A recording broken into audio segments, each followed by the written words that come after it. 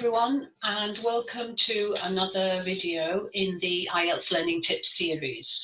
And today I want to talk a little bit about pronunciation.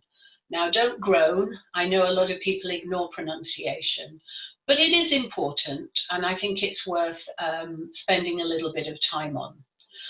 Before I get on to that, I just want to remind you that if you want to get more from me, you can join my Facebook group, and there's a link below, and you can go and ask to join, and I'll accept you into the group. And I post something there almost every day, and there are also some Facebook Lives you can join in, as well as the general discussion on the site in that group. And the second way is to sign up to my website, IELTSlearningtips.com, and I send out updates and regular emails about what's going on, and also how, if you want to speak to me, you can do that. So you can do both of those things, just follow the links. Now, a few years ago, I was talking to an examiner, and we were with another student who was, another teacher who was teaching a student. And after we'd observed the lesson, the examiner said to me, I hope that that student realizes she needs to do something about her pronunciation. And she explained she was at the time an IELTS examiner, and she said that had she had that student in the exam, she would have marked her down quite a lot for her pronunciation. Now, I didn't think the pronunciation was a big problem for that particular student, but the examiner said that she thought it could really put her speaking in jeopardy. So I think it's something that you should think about if you have a heavy pronunciation, or if there are any issues with your pronunciation. If you're not sure, then ask your teacher, or find out if people say to you often, what did you say? I didn't catch that. That could signal that there might be something with your pronunciation. So I want to give you a couple of ideas about how you can work on your pronunciation quite easily when you are doing your preparation. And it needn't take very long. You can do this in a couple of minutes. And if you just integrate it, then it would work. So the first question is it important? Well, yes, because it's part of language. It's part of speaking. So basically, I think in IELTS, if you're looking for band 7 or band 8, everything is important. You can't overlook anything. You need to be good at grammar. You need to have perfect spelling. Your punctuation needs to be correct. You need to be good at word order, style. You need to have the right style for your writing and also for your speaking. And obviously handwriting if you're not doing the computer test. And punctuation, that should be pronunciation. And pronunciation is part of that mix. So it's something that you need to work on. I want to say a little bit about the difference between pronunciation and accent. So if you have an accent which is not an English accent, and by that I don't mean English, I mean the fact that there are lots of different accents on English, and I'm talking about Scottish, Welsh, American, Australian, New Zealand, etc. There are lots of different accents anyway, and within each of those countries there are regional accents. So accents are noticed, and your accent will definitely be noticed by the examiner. They will see if your accent is not a British accent, or if it is a British accent, for example. And that's not in itself a problem, so long as everything is understandable and intelligible. However, if your accent is very strong, then it may affect your speaking score. So think about your accent. It's good to listen to yourself speaking to see whether your accent is strong, or ask other people if they think your accent is strong and might affect the intelligibility of what you're saying. Pronunciation is a slightly different thing. Pronunciation is about how you articulate the language. So it's not just about your accent, which might be a French or a Spanish or a South American accent or an African accent. That's not the point. The point is how you articulate. So how you make the sounds of English, how you stress the words. Is it on the first syllable, the last syllable, the middle syllable? How you stress the sentences as well. So, for example, it's quite normal in English for a question to go up at the end. So, do you know how to make a question in English? You can hear my voice going up. Whereas when it's a statement or an answer to a question, the voice will naturally go down.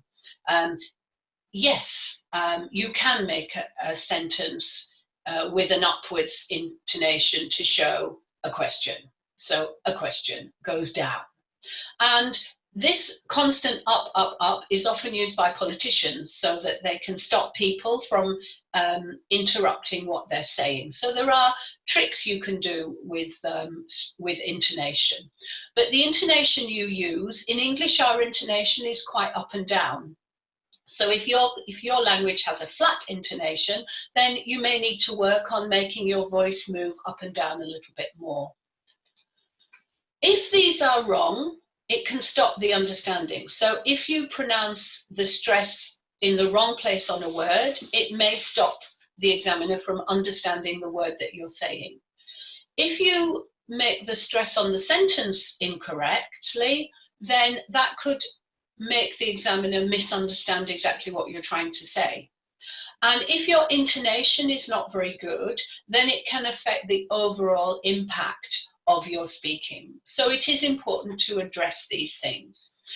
It's unlikely that it will affect you a lot in your speaking exam unless it impedes what you're trying to say and unless it gives the examiner a difficulty in understanding your argument.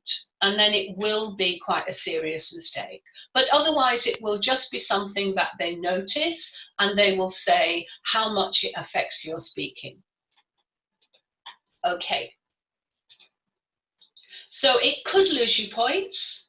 So it's worth spending a little time if you think your pronunciation may affect your speaking in the exam. Okay, and as I said before, if you have a teacher, ask your teacher, check with your teacher. If not, then ask your friends or your fellow students if they ever have some problems understanding what you're saying. And the good news is that you can practice this, and you can practice it quite easily and simply, and it doesn't take very long. And if you incorporate it into your daily practice, just a couple of minutes here and there, then it will help. Okay, so here's a very simple method. Years ago, when I was learning French at school, and French is quite a difficult language to pronounce, we were told to read things out loud. And reading out loud is a very good pronunciation method because it means you have to get your mouth around the words. It's also very easy to do. So just pick any kind of text, and you can pick a different range, do a different one every day. It could be a story, poem, article, a report, anything really. And don't read the whole thing, just take a small section of it, maybe one paragraph. If it's a poem, it might be nice to read the whole thing, but don't pick a very long one. Read it very carefully and deliberately. Don't worry about the meaning. This is not about meaning. It's not about comprehending it. It's about pronunciation and making the sounds and the intonation and the stresses correctly. So pay attention to these as you read it. If you can, record yourself and then listen to it and listen and see how it sounds. Does it sound good? Or are there some places where you didn't actually understand what you were saying? And that could be an indication that you need to work on that little bit, the sounds or the stress or the intonation. So quite an easy thing to do, doesn't need to take more than a few minutes, and it will help you a lot, believe you me. And then repeat it, and then the next day you could do a different type of reading. Another way, and this is particularly for sounds, are tongue twisters. I'm not sure if you've heard of these, but they are quite useful. This is probably the most famous one. She sells seashells on the seashore. So you say it carefully first. She sells seashells on the seashore, and then try and get faster and faster. She sells seashells on the seashore. She sells seashells on the seashore. And you can hear how not only the sounds, which are quite tricky, but you get the stress as well. She sells seashells on the seashore. So you've got shore stressed, you've got she, you've got shells. So that helps with your intonation. And this other one, Peter Piper picked a peck of pickled pepper. Peter Piper picked a peck of pickled pepper. And you say it slowly and then try and speed up. Okay, I'm sure you can find some online. If you put in tongue twisters, you'll find lots of them. And you can probably listen to them and then try and repeat them, because pronunciation is all about listening and repeating. Okay, and then repeat as quickly as you can. The reason we do this is for a joke. So people try and say it as quickly as they can. And as the faster you go, the more it breaks down. Don't worry too much about that side of it. Just try and get the intonation and get the sounds correct. Okay. So why bother? Lots of reasons. If you want a high band in speaking, the better you pronounce, the better your stress, intonation and sounds, the better your overall score will be.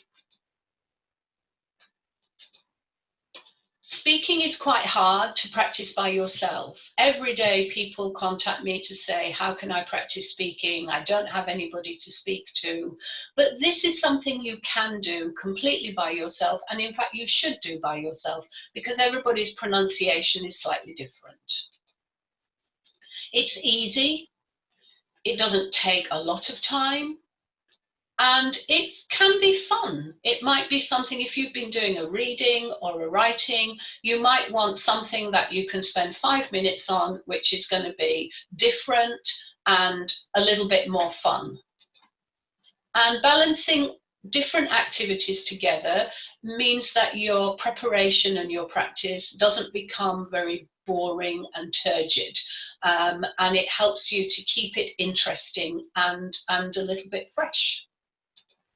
So, a few things on pronunciation.